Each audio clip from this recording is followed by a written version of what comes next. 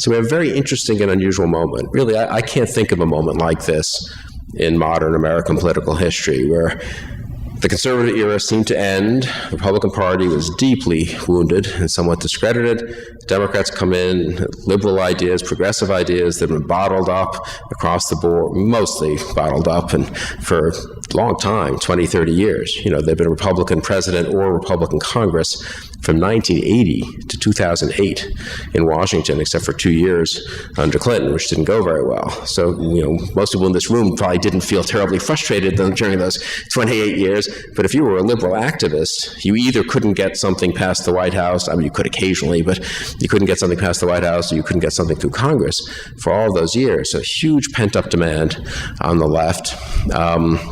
The public could easily have just decided to go along with that, and they didn't.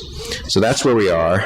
It's a very fluid, I believe, and unpredictable moment. You know, one could imagine a big comeback on the left, or a big failure by conservatives over the next 2-3 years. One could imagine the opposite, where the momentum of the last few months continues. One could imagine all kinds of in-between outcomes. But I think it's an interesting moment, honestly, to be involved in politics, an interesting moment to be involved in political ideas, legal ideas, constitutional ideas, a much more fluid situation. I mean, no one can predict what's the world going to look like, what's American politics going to look like 3 years from now, 7, 8 years from now. The scenarios are very divergent in a way they haven't been that often, actually, in the last 20, 30, 40 years. Usually you kind of knew who had the upper hand.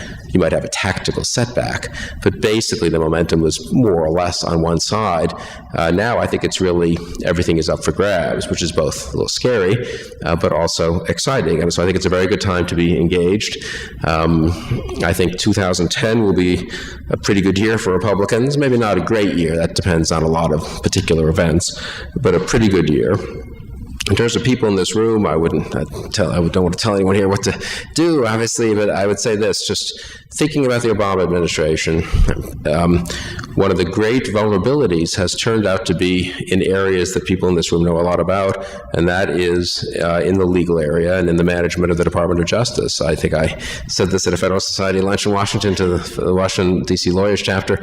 By March or April, I was one of my rare good predictions, which, again, you only remember your correct predictions and comfortably forget all the other ones, that I just thought that they, you know, in other areas of government, there is some reality checks. I mean, at the end of the day, you know, the energy department probably has to deal enough with the energy industry that you're not going to just shut down every coal burning plant in the U.S. for, you know, because you're going to build a lot of windmills, though, of course, they legislatively came sort of close to trying that. Justice, really, there's not that much reality check. And especially we get a lot of law professors, no offense to some people here, in there, and a lot of, you know, ACLU and other, NGO, not-for-profit type activists in there. I mean, these people really will advance an ideological agenda way beyond the tolerance, I think, of the political system. And that seems to me to be happening in all kinds of areas in justice, most obviously in certain aspects of the war on terror, but also in other areas. I think it's a big problem, actually, for the Obama administration, and that deserves to be a problem. It's a very important part of the government.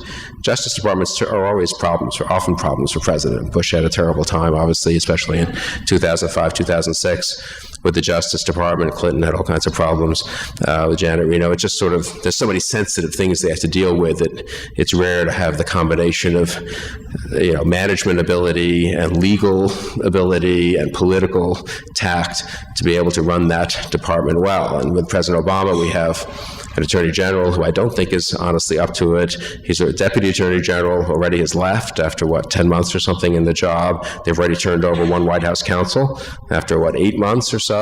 I mean, it is interesting that seems to be the area of the administration where they have great vulnerabilities. I do think we could use, it's hard for those of us who aren't lawyers and don't know that much about some of these areas to really follow them in a detailed way. And one thing I would encourage people to do if they wish, obviously people do whatever they want, but, you know, is to really, to the degree you're experts on some of these environmental law, civil rights law, war on terror, national security type issues, really monitoring what's happening at justice, what they're doing administratively, what they're arguing in court. Lots of these changes don't rise to the, you know, obviously page one of the newspapers. But if exposed, and if Congress can exercise oversight, and if political figures can raise questions, if legal experts can raise questions, I think that's a big vulnerability and a legitimate sort of area of debate for the Obama administration. And I don't think people, if I could just say to the students here, don't be intimidated because you're not an expert or because, surely there are people doing this who are much older and more experienced. This is really one of the great myths about America and about Washington, that there are people who know more than you who are taking care of this stuff. It's so rarely the case. And I just can't tell. I mean, I'll give you one instance, which isn't about the law, but in the Scott Brown race, the Weekly Standard was pretty early in seeing that Scott Brown might win. I wrote a blog post on December 23rd on this Weekly Standard blog saying, hey, what about Scott Brown? It looks like he might have an outside shot, and shouldn't people pay attention to that, and shouldn't the Republican Party in Washington raise some money for him, et cetera. That was a month before the election, but if someone the other night gave me, it was very nice, it was something, at a public event, very nice, that the Weekly Standard and Bill Kristol were way ahead of the curve on that. And I said, the reason we were ahead of the curve was this. On December 22nd, I had written a blog post about health care. That was when Nelson said he would be the 60th vote in the Senate for the Senate bill. It was clear it was going to pass 2 days later on December 24th. And there was huge despair among those of us who opposed the health care bill. And I wrote a blog post saying, no, it's not over. There are lots of ways in which it's still a problem for them to reconcile the House and the Senate. And this is, and here's some arguments that need to be made, and Medicare Advantage and abortion and all the different arguments. And that was fine. It was just 4 or 5 paragraphs. Nothing people here haven't read a million times. But I believed that it wasn't a done deal. And I thought it was important to say that just so people didn't get defeatist and fatalistic going into the Christmas holidays. And I got an email that night. It came to the editor account at weeklystandard.com from someone I'd never met, saying, hey, you guys in Washington are all brilliant, I know, but I'm just a guy out here in Massachusetts. Turned out to be a resident at Harvard Medical School, actually, taking time off from his 22-hour days to read the Weekly Standard blog, I guess. Makes you a little nervous about what his, maybe he was just a psychiatrist or something, I don't know. And said, you guys know all this stuff, I don't, but I'm just a guy in Massachusetts, but it looks to me like, there's an outside chance that this Republican candidate here, Scott Brown, is picking up momentum and is not facing a very impressive Democrat. He could win, and if he won, wouldn't that be 41 votes against Obamacare? So maybe you guys in Washington could pay a little attention to this race here in Massachusetts. So I posted his email. It's a very interesting email, very suggestive from a reader in Massachusetts, and maybe he's right.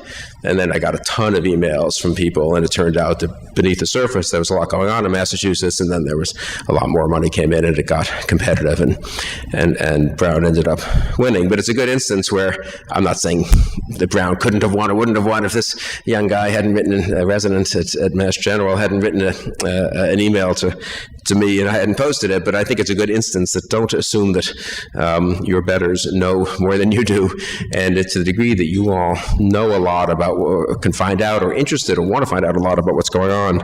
Again, especially I think in the Justice Department, it would really be good.